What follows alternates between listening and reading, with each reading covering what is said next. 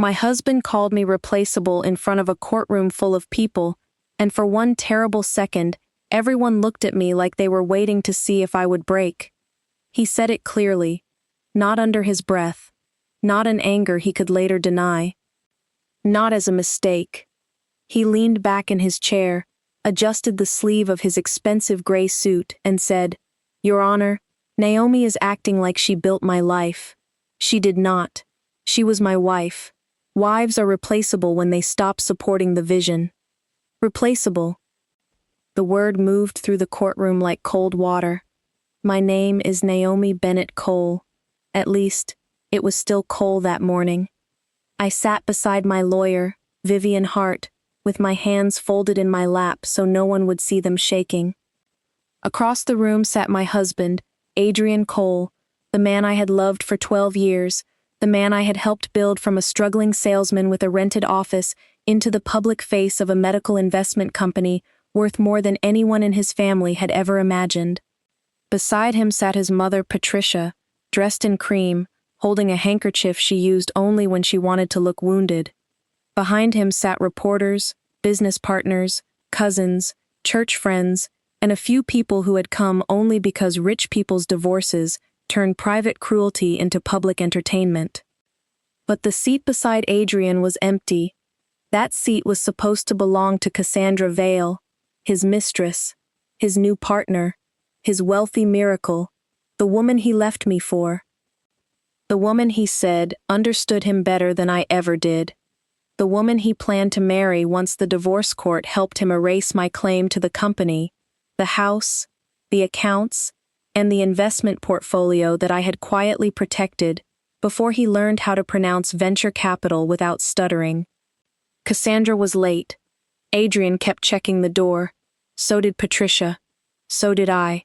Because Cassandra was not just his mistress. She was also the key witness Adrian's legal team had planned to use against me. She was supposed to testify that Adrian had always been the real builder, the visionary, the leader, the risk-taker, while I had been only a wife who kept household things organized. Household things. That was what they called 12 years of unpaid operations work, private loans, contract reviews, investor preparation, emergency payroll rescues, vendor negotiations, client introductions, and nights where I stayed awake correcting numbers while Adrian slept beside me dreaming of applause. Household things. I had listened to that phrase for months. From Adrian, from Patricia, from his lawyer, from people who loved success only after a man's name was on it. Then Adrian called me replaceable. Vivian slowly turned her head toward him. She did not speak. She did not need to. Vivian had a way of becoming very still when someone made a mistake large enough to serve with coffee. The judge looked over her glasses. "Mr. Cole," she said, "I suggest you choose your words carefully." Adrian smiled like he thought charm was a legal strategy. "I apologize if that sounded harsh, Your Honor. I only mean that marriage is not ownership. Naomi was not my business partner." Vivian picked up one folder. Just one. There were 8 on our table. "Your Honor," she said, "we will address that." Adrian looked annoyed. He still believed this was going to be simple. He still believed the court would see him as the brilliant husband, and me as the bitter wife. He still believed Cassandra would walk in, sit behind him, and help him finish turning me into a footnote. Then the courtroom doors opened. Everyone turned.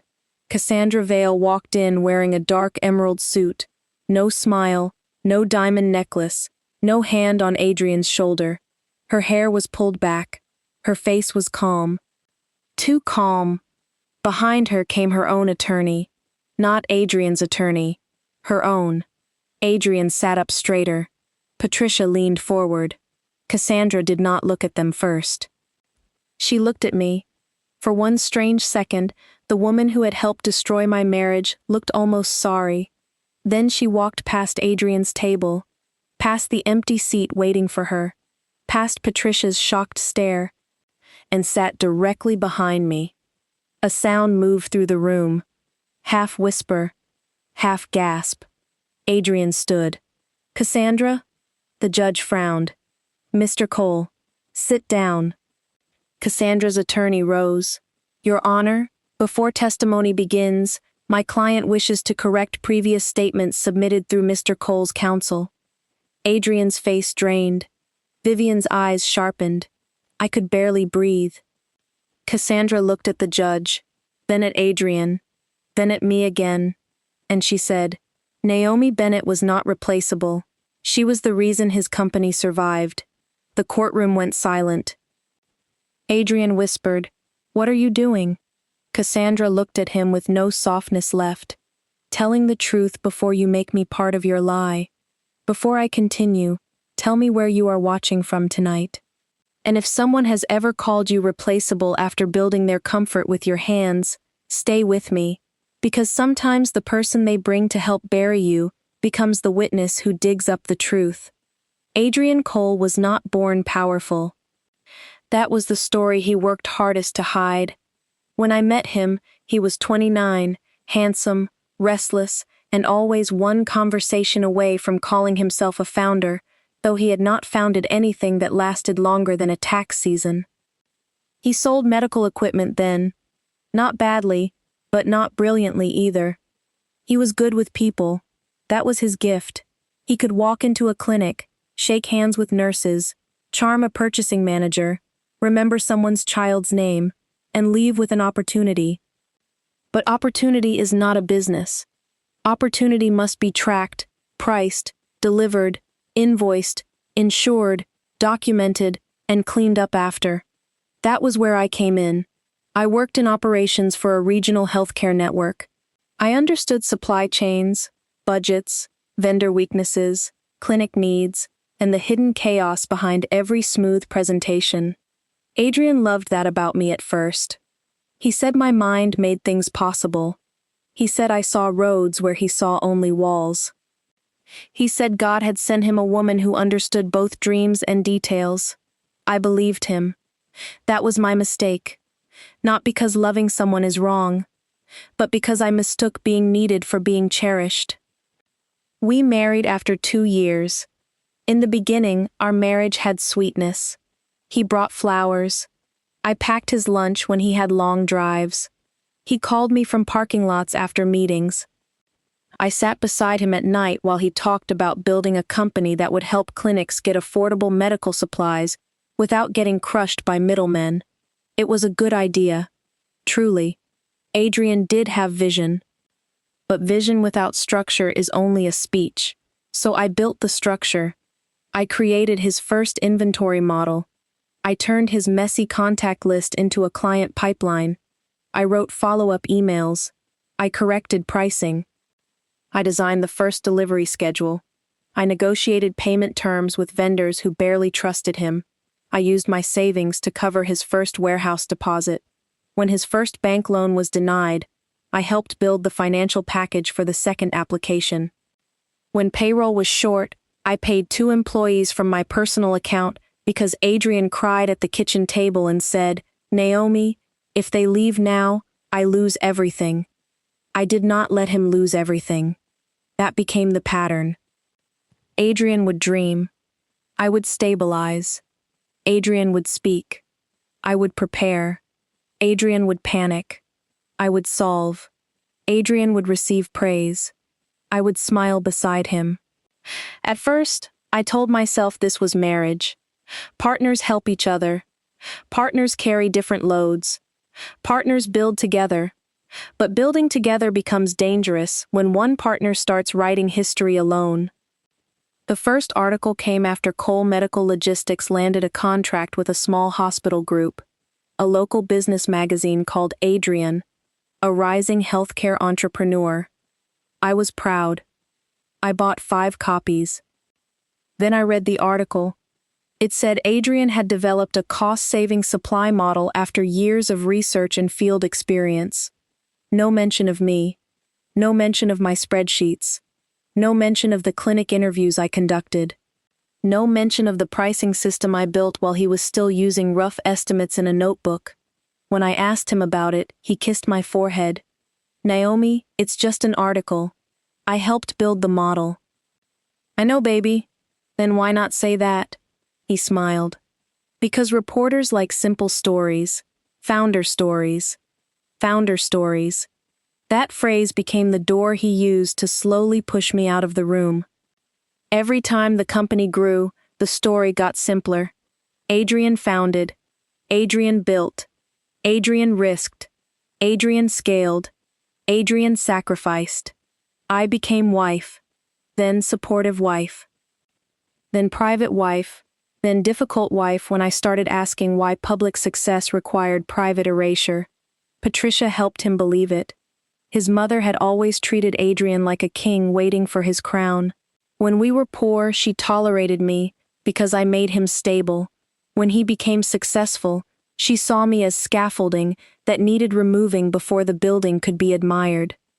At Sunday dinners, she said things like, "A man can't rise if his wife keeps reminding him of the ground."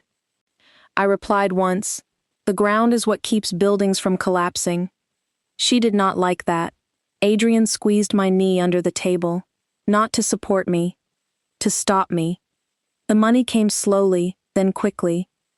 More hospital contracts, private investors, regional expansion, a technology platform, a distribution partnership, new offices, business awards, articles, panels.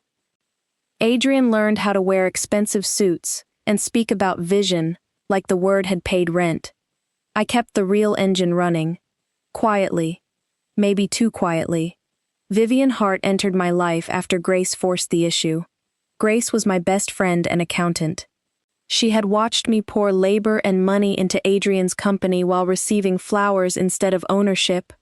One night, after Adrian forgot our anniversary dinner because he was at a founder dinner with investors, Grace sat in my kitchen and said, "Naomi, I am going to say something you will hate." Then maybe don't. You are building a company for a man who is building a story without you. I looked away. She continued, "Get documents. He is my husband." And? That feels cold. Grace leaned forward. Cold as standing outside a company you saved while everyone calls you bitter. I was angry, then ashamed, then afraid. Because part of me knew she was right. Vivian drafted agreements, contribution acknowledgements, loan records, advisory compensation terms, intellectual property notes, side letters tied to liquidity events. At first, Adrian signed because the company still needed me. He joked, "My wife wants paperwork." Vivian looked at him and said, "Smart wives often do." He laughed. Vivian did not. Years later, those papers became the reason he could not erase me completely.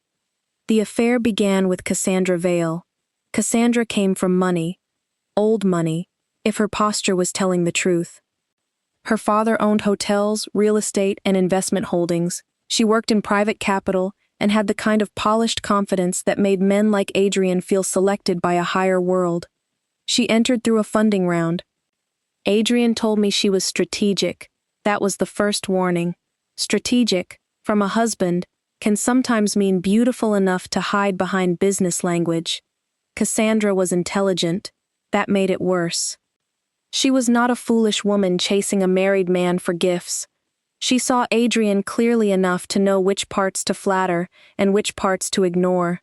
She called him visionary, said he had been held back by operational thinking, said some founders needed to separate from support systems to reach the next level. Support systems. That was me.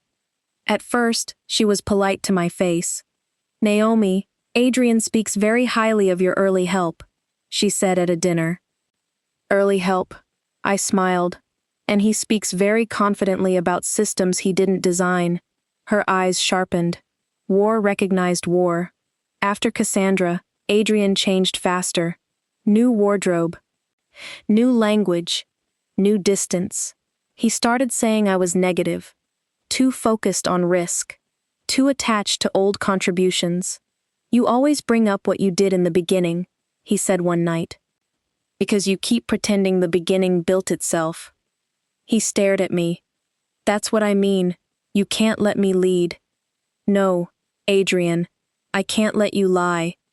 He left the house that night. For 3 days. He said he needed space. He was with her. Of course. I discovered the affair through a hotel charge. Not because Adrian was careless. Because liars often forget that women who manage finances see patterns before proof. Vivian told me to gather evidence. Grace told me not to confront him in the kitchen with knives nearby. I almost laughed. Almost. When I finally confronted him, he did not deny it long. He sat across from me in the living room of the house I helped buy, and said, "Cassandra understands the life I'm stepping into." I asked, "And what life am I in?" He looked around like the answer was obvious. "You'll be fine." Fine. The word men use for women they expect to survive quietly. Then he said it. "I've outgrown this marriage. Not betrayed. Not damaged. Outgrown. As if I were a shirt. A small apartment. An old phone. He filed for divorce 2 months later. By then, he had already begun restructuring company language, trying to classify my contributions as spousal support rather than compensable work. His lawyers sent documents that made my blood cold. They offered a settlement that gave me the house, some cash, and silence. In exchange, I would waive claims tied to Cole Medical Logistics, advisory compensation, founder contribution, unpaid loans, and future liquidity events. Silence, dressed as peace. Vivian read the offer and smiled. Adrian should have been afraid of that smile. "He thinks you are tired," she said. "I am. Yes, but not stupid." So we fought, not loudly at first.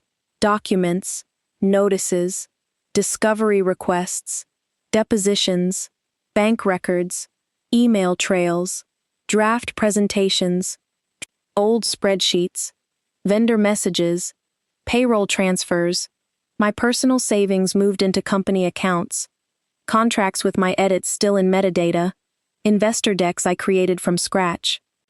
Adrian's lawyers argued I had done these things as a wife. Vivian argued I had done them as a documented contributor, creditor, strategist, and operational architect. That was when Cassandra became important. Adrian wanted her to testify that investors saw him as the sole founder and that I had no meaningful role in the company's current value. She had submitted a written statement supporting parts of his story. Not all. Enough. Enough to hurt.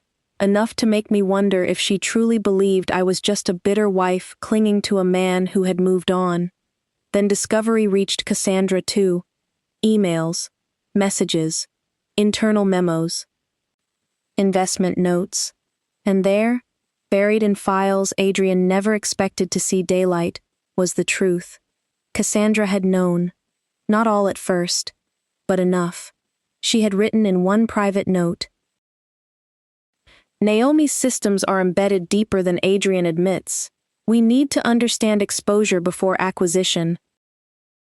Another message to her father said, "The wife's contribution claims may be real.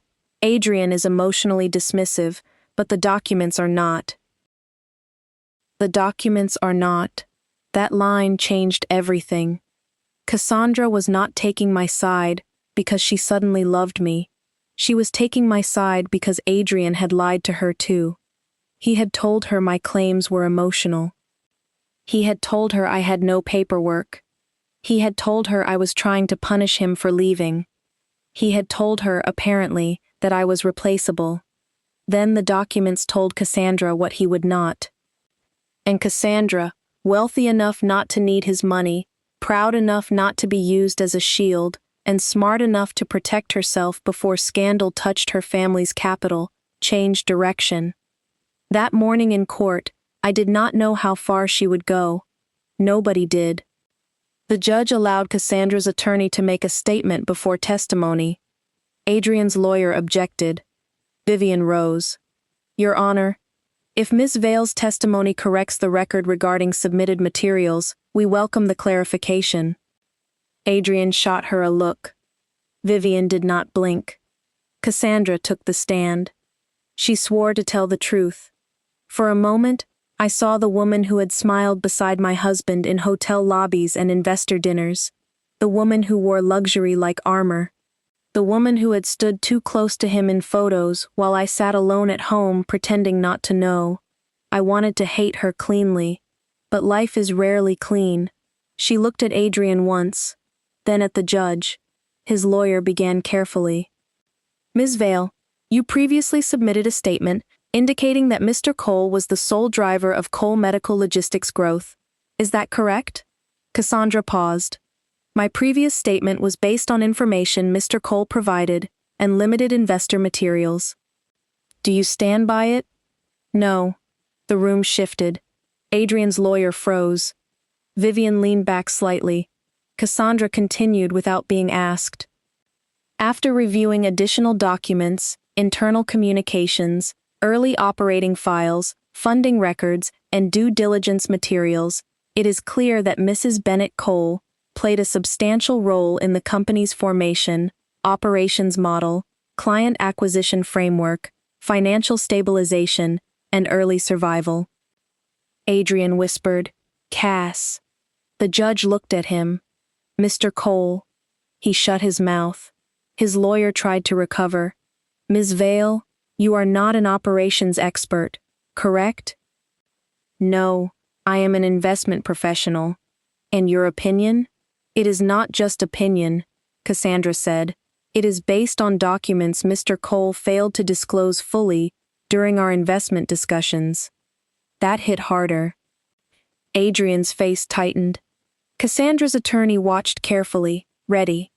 His lawyer said, Are you saying Mr. Cole misled you? Yes.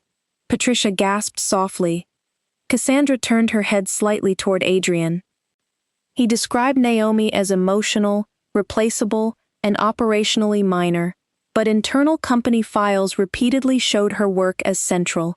He used her models, her funding, her contacts, her contract edits, and her crisis support while representing to investors that these were founder-led systems. Founder-led systems. I almost cried. Not because Cassandra's words healed everything, because for years I had known the truth alone. Now the woman brought to erase me was speaking it aloud under oath. Vivian asked the next questions. Miss Vale, did Mr. Cole ever tell you Mrs. Bennett Cole had documented contribution agreements? No. Did he tell you she loaned personal funds to cover company obligations? No. Did he tell you some systems represented as his were developed from Mrs. Bennett Cole's work? Not at first.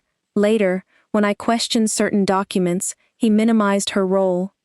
Did you believe Mrs. Bennett Cole's claims were emotional? At first, yes. Why? Cassandra looked down for the first time. Because I wanted to. The courtroom was silent. Vivian paused, then said, Please explain. Cassandra took a breath. I was involved with Mr. Cole personally.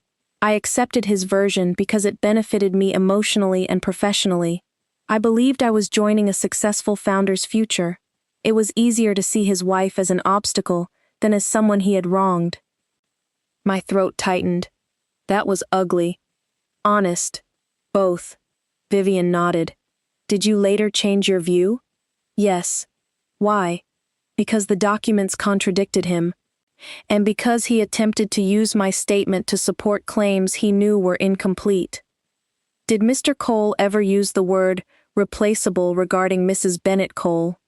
Adrian's lawyer objected. The judge allowed the question with limits. Cassandra answered. Yes. The room held its breath. When? In private, multiple times. He said Naomi had confused usefulness with importance. He said women like her always think being needed means being irreplaceable. He said once the company closed the next investment round, she would understand she had no leverage. I closed my eyes. Women like her, being needed. No leverage. Adrian had not just left me. He had studied my wound and laughed at its shape. Vivian's voice softened slightly. And what is your view now? Cassandra looked at me. Mrs. Bennett Cole was not replaceable. She was undercredited, and Mr. Cole's attempts to minimize her role were misleading. The judge wrote something down. Adrian looked ruined. Not legally yet, but publicly. The day continued with more documents. More testimony. More admissions. Cassandra provided emails, investor notes, and internal due diligence comments that supported our claims. She also admitted her own role in accepting Adrian's false story and benefiting from it socially. Vivian did not let her become a hero too easily. That mattered to me. During cross-examination, Vivian asked, "Ms. Vale, did you have a romantic relationship with Mr. Cole during his marriage?" "Yes." "Did you know he was married?" "Yes." "Did you encourage him to separate Mrs. Bennett Cole from company recognition?" Cassandra hesitated, then said, "I encouraged him to clean up what I called legacy complications." "What did that mean?" "At the time, I meant Naomi." "Thank you." Cassandra's face tightened, but she accepted it. I appreciated that more than I expected. Truth without accountability is just image repair. Cassandra gave both.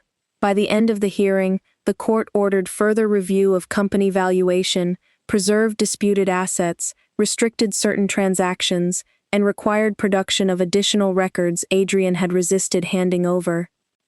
It was not a final victory. Court rarely works like thunder. It works like doors unlocking one by one. But that day, the biggest door opened. The story changed. I was no longer just the bitter wife. I was the documented contributor. Adrian was no longer just the visionary founder. He was the man whose own wealthy mistress had taken my side under oath. Outside the courtroom, reporters waited. Adrian tried to leave quickly. Patricia followed, crying in a way that looked less controlled than usual. Cassandra came out after me. Vivian moved closer, alert.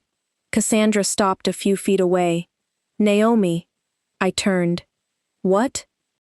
She swallowed. "I know this does not repair what I did. No. I am sorry." The words felt strange coming from her.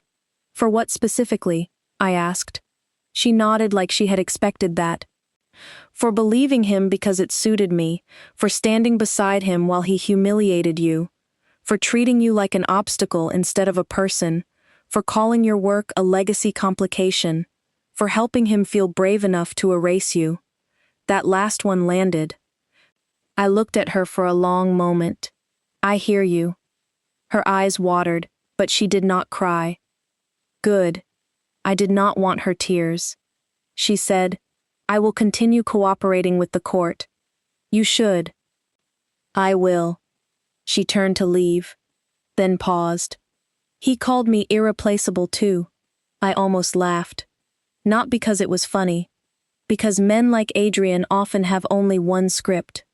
They simply change the actress. Cassandra gave a small, bitter smile. "I know." Then she walked away. Vivian stood beside me. "Do you want to scream, cry, or eat something expensive?" "Yes," I said. Grace, who had been waiting near the entrance, appeared with sunglasses and a face full of rage and pride. "I vote food first, screaming after." We ate at a quiet restaurant where nobody knew us. I cried into my soup. Grace pretended not to see until her own eyes filled. Vivian ordered dessert for the table and said, "Court calories do not count." For the first time in months, I felt something loosen in my chest. Not peace. Not yet. But proof. The divorce did not end that day. It continued for almost a year. But after Cassandra's testimony, Adrian's position weakened badly. More documents came out.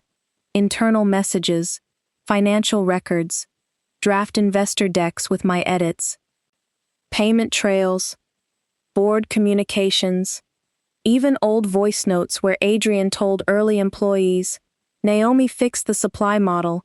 Ask her before sending numbers." Ask her. The truth had always been there. It was simply buried under his need to look self-made. The settlement finally recognized my financial contributions, repayment rights, advisory compensation, and share of value connected to the company's growth during the marriage, and beyond what Adrian had tried to hide. It was a major settlement, life-changing. But more than money, it returned my name to the record. Cole Medical Logistics issued an internal correction naming me as a founding operations contributor and early strategic architect. Adrian hated that. I loved it quietly. He also lost control over the next investment round because Cassandra's family withdrew from parts of the deal. Other investors demanded governance changes. A professional CEO was appointed above him. Founder remained his title. Control did not. That was fitting. A man who calls everyone replaceable eventually learns boards can replace too. Patricia asked to meet 3 months after the settlement. I almost said no, then agreed at Vivian's office. Patricia arrived without cream silk, without pearls, without the handkerchief. She looked older. Maybe she was. Maybe I was finally seeing her without performance. She sat across from me and folded her hands. I owe you an apology. Yes. For what specifically?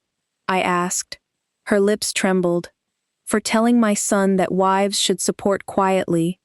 For letting him believe your work was less important because it served his dream. For watching him replace gratitude with pride and calling it growth.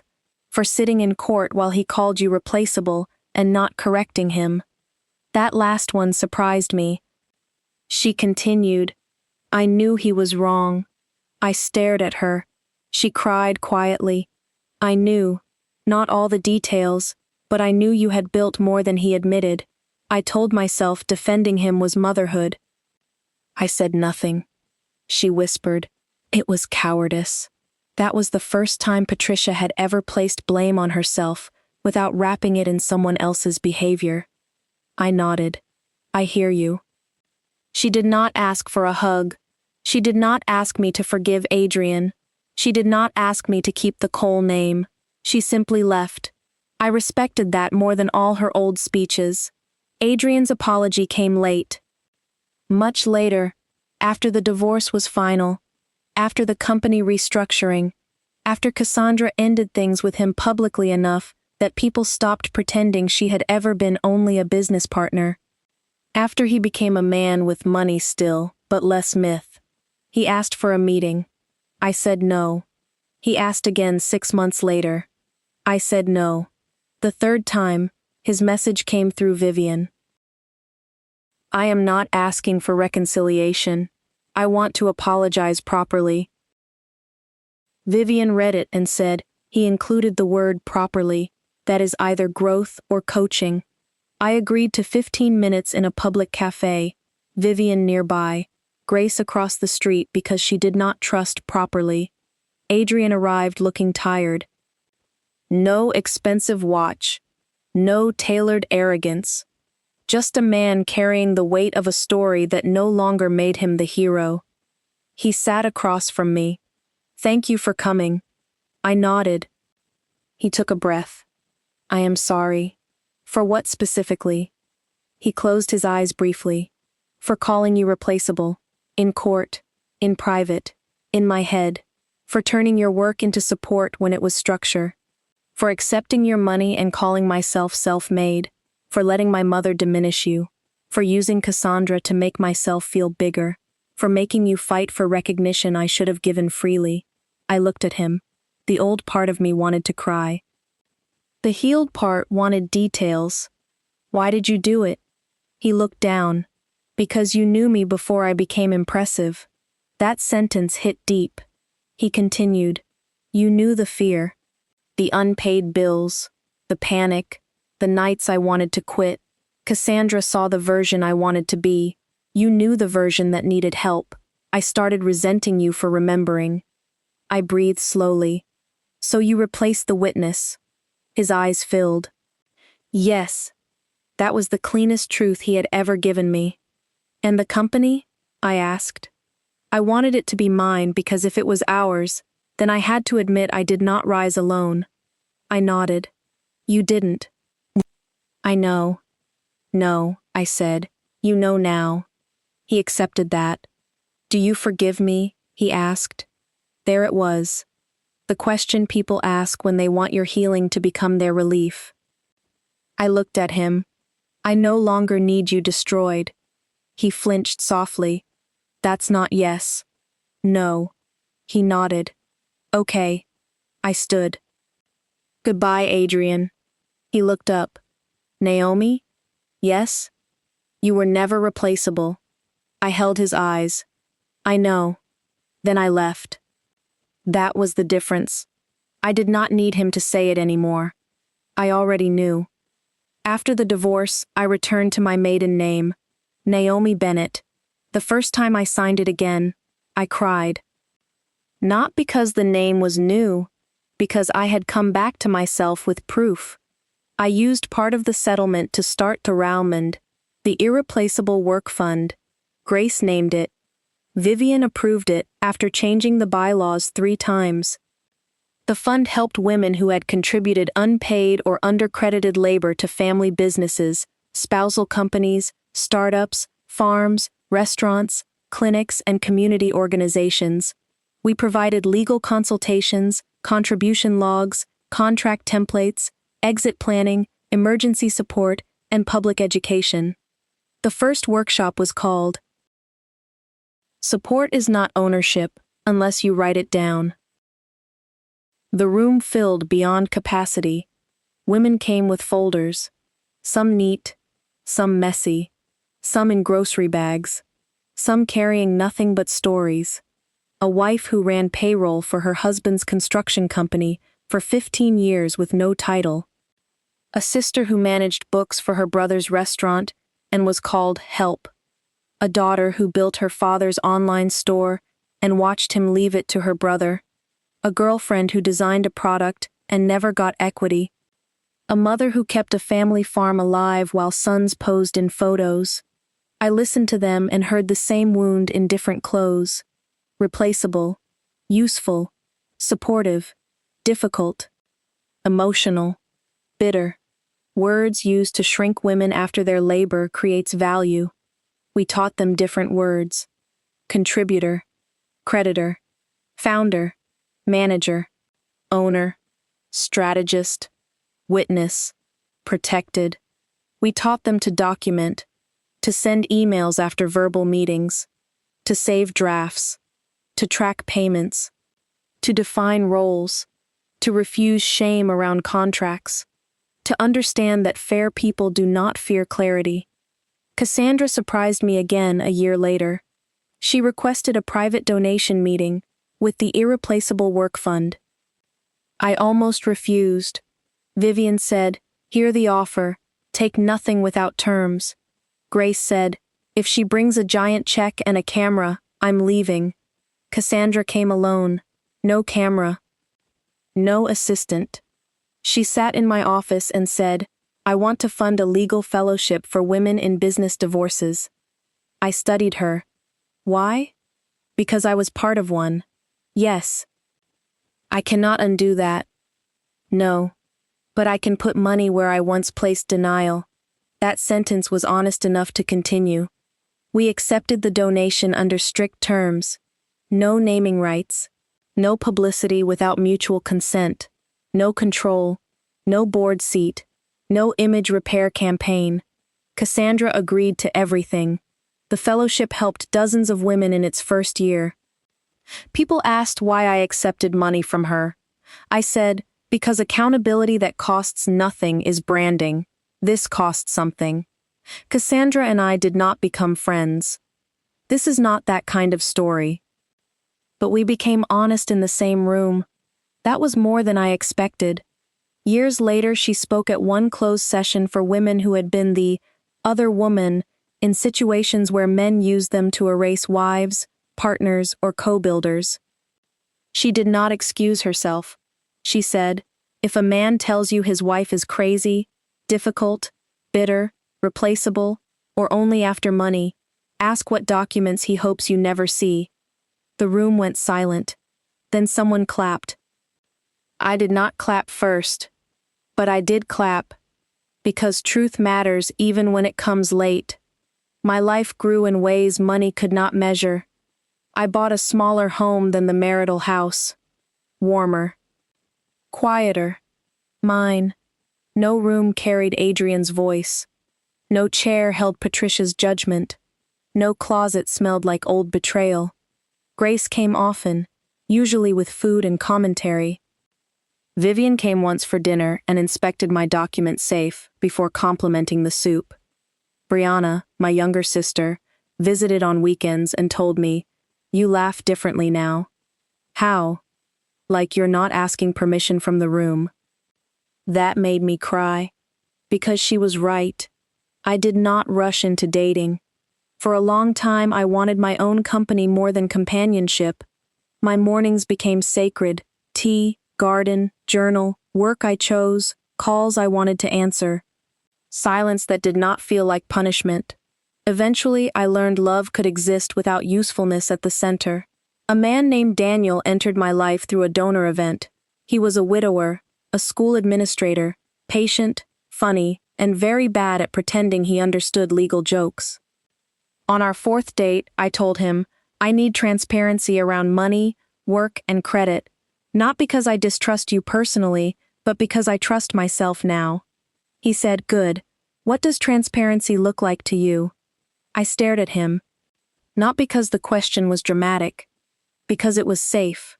Safe questions can undo old fear slowly. We moved carefully. No rushing. No promises used as decoration. No trust me, replacing clarity. Whether love comes again fully or remains gentle, I know this. I am not replaceable. Not because a man says I am not. Not because a mistress testified. Not because a court recognized my work. Not because a settlement paid me. Those things helped. But the deepest knowing came when I stopped sitting in rooms where people needed me small. My husband called me replaceable. Then his wealthy mistress took my side in court. People love that twist. They love Cassandra walking past Adrian's table. They love his face when she sat behind me. They love the moment she said I was the reason his company survived. I understand. It was satisfying. But the true victory was not Cassandra choosing truth. The true victory was that I had gathered enough truth before she arrived. If Cassandra had stayed silent, I still had documents. If Adrian had kept lying, I still had records. If Patricia had kept crying, I still had evidence. If the room had laughed, I still had my name on paper. That is the lesson. Do not build your protection on someone else's conscience. Conscience can arrive late. Documents should arrive early. If you are helping someone build a business, write it down. If you loan money, write it down. If you design systems, save proof. If you make introductions, document them. If you work without pay temporarily, define temporarily. If you are promised equity, get documents before the applause. If someone calls you cold for needing clarity, ask why your protection offends them. Love that is honest can survive paperwork. Exploitation cannot. And if someone calls you replaceable after using your labor, remember this. They are not defining your worth. They are revealing their character. Do not beg them to see you. Build your file. Call your lawyer. Tell the truth. Let the record speak in rooms where your tears would be dismissed. Then walk out with your name intact. Today, the Irreplaceable Work Fund has helped hundreds of women recover money, secure ownership, negotiate credit, and leave businesses that fed on their silence. On the wall of our main office, there is a framed sentence from Grandma Ruth, the woman who taught me early that being useful is not the same as being loved. Never let people call you support while standing on your shoulders. Every woman who walks in sees it. Some laugh, some cry, some take a picture, some whisper, "That's me," and I tell them, not forever. My name is Naomi Bennett. My husband called me replaceable. His wealthy mistress took my side in court. The company records told the truth. The settlement restored my name. The work became a movement. And the woman he thought he could replace became the one who finally replaced the lie with evidence.